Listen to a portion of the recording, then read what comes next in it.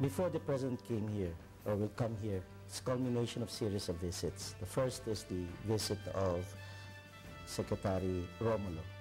This was followed by the visit of Congressman Bichara, and then Vice President Noli de Castro, who happened to inaugurate the embassy in opening, and now the President.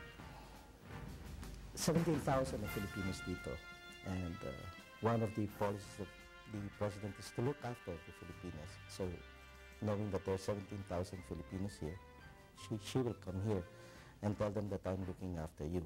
That's why the embassy is open. A second is the importance of Syria.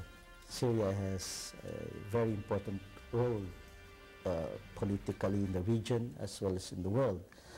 We have seen that Syria has always supported us in our bids for seats in the United Nations, and recently for a bid sa OIC. That is why Syria is very important to us. Hindi pinalampas ni Pangulo Arroyo ang pagkakataong makapiling ang Filipino expatriates sa Syria.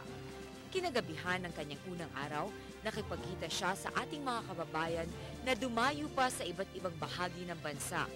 Mainit nilang sinalubong si Pangulo Arroyo at ipinaramdam ang kanilang pagmamahal sa kanya.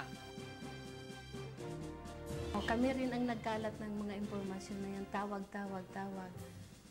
At saka yung mga amo din nila, napanood yata nila sa TV na dadating dito ang presidente natin. So sila na rin mismo ang nagpost sa mga katulong nila na yun na nga dadating, sila ang maghahatid sa mga nila sa Sheraton. Kung tutuusin nga, kung pinagbigyan namin sila, mahigit 500 yan sila. Kaya lang, in-stop lang namin dahil nga sa maliit lang yung venue doon. Tuwang-tuwa sila na nabisita kami dito ng Pangulo natin.